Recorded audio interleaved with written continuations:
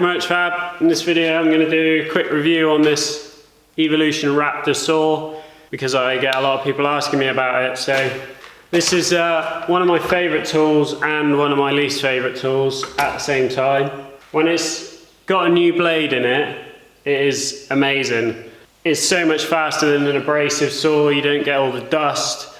You get a better cut, you don't get all the burrs on the steel that you then have to clean up. You do get a little bit, but very minimal. You can get a much more precise cut with one of these than you can with an abrasive saw. The reason it's one of my least favourite tools is because you can ruin a blade literally in a split second. So a lot of what I do is cut in bits of round tube. So you get this slot-in piece, slots in there, and then that gives you, still only gives you 3 points of contact for the tube to grip. So if you're cutting a square 90, it's absolutely fine, but it can start to rotate because the clamp isn't, it's not the best of clamps. The problem arises when you try and cut a tube at an angle. And then if that tube slips and rotates, it basically will rip a load of the teeth off of the blade. And these are carbide tipped teeth. So the actual little carbide tips on the end of there are brittle as hell, but super sharp. So yeah, the tube will rotate, and as you're cutting on an angle, obviously that angle moves around, and then it'll put pressure on one side of the teeth and just rip some teeth off.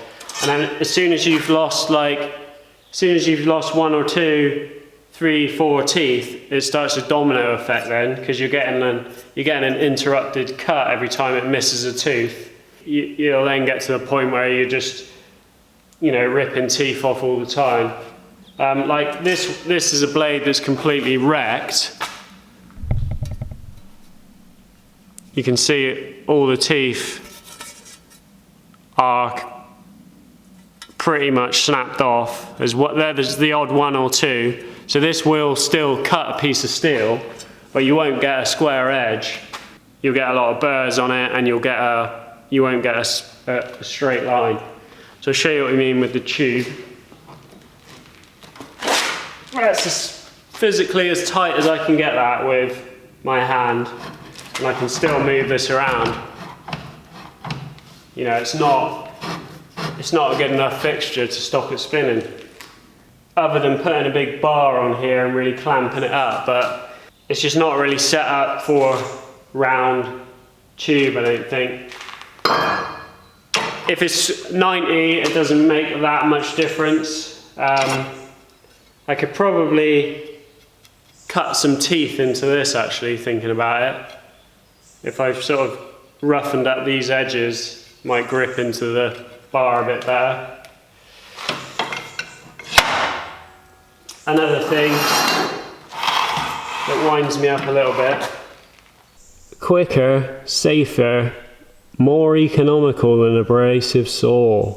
One Evolution blade equals 20 abrasive discs. I have to say that's not true. So I've just put a brand new blade in there. That's the 5th blade I've put in this saw, and I've had this saw for like, I don't say, a couple of years, 2 years maybe. In 2 years, would I have used 100 abrasive discs? No. I'm definitely wasn't using 50 discs a year on my other saw. The other thing is one blade will cost you between 70 and 95 quid for each blade.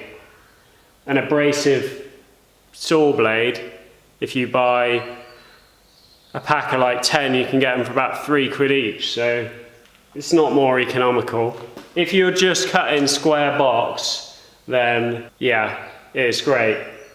And I have ruined a few blades from just being an idiot as well. I tried to cut a piece of hardened steel. I didn't realise what it was. It was like a hollow pin type thing. I just wanted to make some spacers out of it. went to cut it and obviously realised straight away that it was hardened, but by then it had completely mullered the blade and it was too late, which obviously my fault, but had I been trying to cut it on an abrasive saw, you know, it wouldn't have done any damage at all. So the other thing is that I only buy the genuine Evolution blades. I bought one of these off of eBay thinking, oh, I just get a cheap one, how bad can it be? It's bad, real bad. It literally just absolute garbage. Don't buy one of those. But even with the fact that I can ruin a blade doing tube and stuff, I would still use this over an abrasive saw, just because if you're doing a massive amount of cutting, you know, with the better cuts and without the burrs and just how much faster it is, and you can cut really thick stuff, like this will go through an RSJ, like no problem at all. So even with what you got to spend on the blades, I'd still definitely recommend it, but just don't be fooled by the, because I wouldn't say it's more economical. I don't know, there's probably people that have bought one and are still on the same original blade if you're only cutting square, box, right angles, but my experience is definitely easy to just ruin a blade really quickly. The other thing is, the only other thing I don't really like about it is the this switch all feels like it's about to break, just the way it works. It snaps in really fast when it turns on as well. There's no like soft start on it, but it's got a nice flat base. You can get a really square cut on it. One thing I wish they'd supply with these saws is some blocks that are the same level as the base. So I've got this piece of box that just happens to be the exact same level as that. But I think if they gave you 2 blocks to go with it, it would make cutting things square a lot easier. I'll put a link in the description for this saw. I think I paid 250 quid for it, which, you know, you can't really pick at stuff too much when it's cheap. My local tool place has got the Makita version of this, which is about 350, and it runs a smaller blade, 305mm blade, which I think the blades are cheaper, and the actual build of the saw looks a lot better. If I was buying again, I'd probably buy that one, but it is more expensive. I think this 250, I think that was 350, maybe even 400. I'll put a link to that in there as well. So I'll show you a quick cut of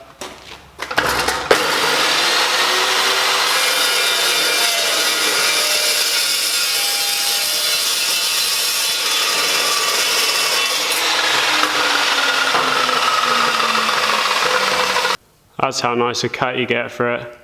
It is literally like you can pick the burrs off with your fingers. So yeah, it is pretty awesome.